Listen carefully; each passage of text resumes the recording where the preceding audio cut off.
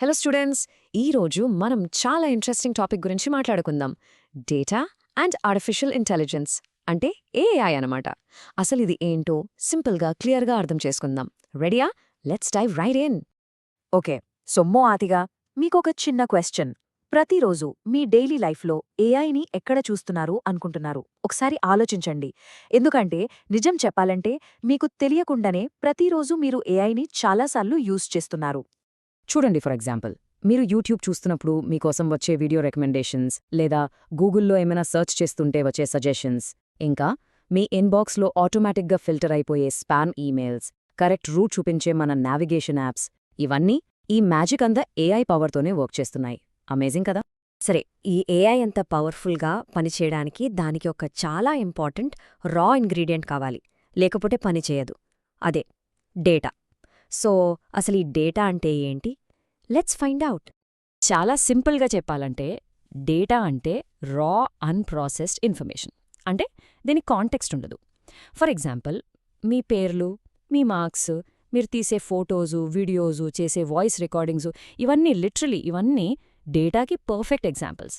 కానీ దాన్ని మనం యానలైజ్ చేసే వరకు దానికి ఒక పర్టిక్యులర్ మీనింగ్ అనేది రాదు. ఈ డేటా జనరల్గా చెప్పాలంటే 2 మెయిన్ ఫార్మాట్స్లో ఉంటుంది. ఒకటి స్ట్రక్చర్డ్ డేటా, పేర్లోనే ఉంది, చాలా స్ట్రక్చర్డ్గా, ఆర్గనైజ్డ్గా ఉంటుంది. ఇమాజిన్ ఎక్సెల్ టేబుల్స్ అనమాట, పర్ఫెక్ట్గా rows and కాలమ్స్లో.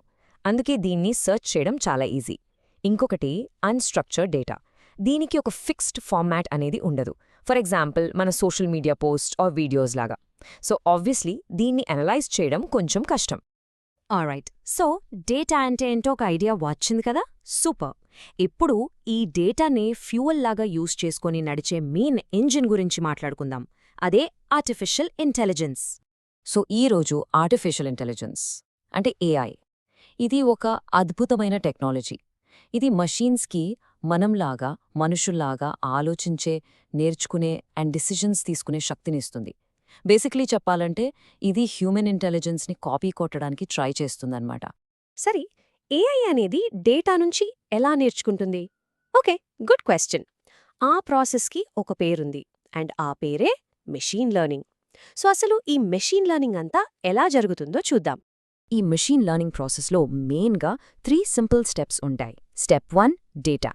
First and foremost మనం చాలా పెద్ద అంటే లార్జ్ డేటాసెట్ని కలెక్ట్ చేస్తాం.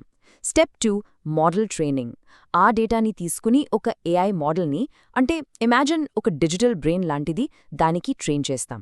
Step 3, prediction. ఫైనలీ ఈ ట్రైనింగ్ కంప్లీట్ అయిన మోడల్ కొత్త డేటాని చూసి దాని బేసిస్ మీద ప్రిడిక్షన్స్ చేస్తుంది. That's it. ఓకే, ఈ మోడల్ని ట్రైన్ చేసేటప్పుడు మనం దగ్గరున్న డేటాని 2 పార్ట్స్గా డివైడ్ చేస్తాం. ఫస్ట్ది ట్రైనింగ్ డేటా. ఇది మోడల్ నేర్చుకోవడానికి యూజ్ చేస్తాం.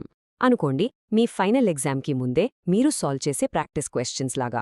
తర్వాత వచ్చేది టెస్టింగ్ డేటా. దీంతో మోడల్ ఎంత కరెక్ట్గా ప్రిడిక్షన్స్ చేస్తుందో దాని యాక్యురసీని చెక్ చేస్తాం. సో బేసికలీ ఇదే మీ ఫైనల్ ఎగ్జామ్ అన్నమాట. సో ఇప్పటివరకు మనం data, AI and machine learning గురించి బేసిక్స్ నేర్చుకున్నాం, కరెక్టా? కానీ అన్నికంటే ముఖ్యమైన విషయం ఒకటుంది. ఇంత పవర్ఫుల్ టూల్స్ని మనం రెస్పాన్సిబుల్గా, అంటే బాధ్యతగా, మంచి కోసం ఎలా యూజ్ చేయాలి? ఒకటి మాత్రం ఎప్పుడు గుర్తుపెట్టుకోండి, ఏఐ టూల్స్ పర్ఫెక్ట్ కాదు, అవి కూడా తప్పులు చేస్తాయి. సో ఎప్పుడూ కూడా ఏఐ ఇచ్చే అవుట్పుట్స్ని డబుల్ చెక్ చేయండి, వెరిఫై చేయండి. మీ పర్సనల్ డేటాని ప్రొటెక్ట్ చేసుకోవడం చాలా ఇంపార్టెంట్. ఫేక్ ఇన్ఫర్మేషన్ని అస్సలు స్ప్రెడ్ చేయకండి. అండ్ మోస్ట్ ఇంపార్టెంట్లీ, ఈ టూల్స్ని ఎప్పుడూ మిస్యూజ్ చెయ్యకూడదు. సో ఫైనల్గా ఒక్క మాటలో చెప్పాలంటే దీనిని ఇలా గుర్తుపెట్టుకోండి. డేటా అనేది ఏఐకి ఫౌండేషన్, అంటే బేస్. ఆ డేటా నుంచి ఏఐ నేర్చుకునే ప్రాసెసే మషీన్ లెర్నింగ్. సింపుల్. ఈ ఒక్క కనెక్షన్ గుర్తుపెట్టుకుంటే చాలు. ఓకే, ఇప్పుడు ఈ ఫైనల్ క్వశ్చన్, ఇది మీకోసం. ఈ నాలెడ్జ్తో ఈ పవర్ఫుల్ టూల్స్ని యూజ్ చేసి మనమందరం కలిసి ఒక బెటర్ ఫ్యూచర్ని ఎలా బిల్డ్ చేయగలం? ఒకసారి సీరియస్గా ఆలోచించండి.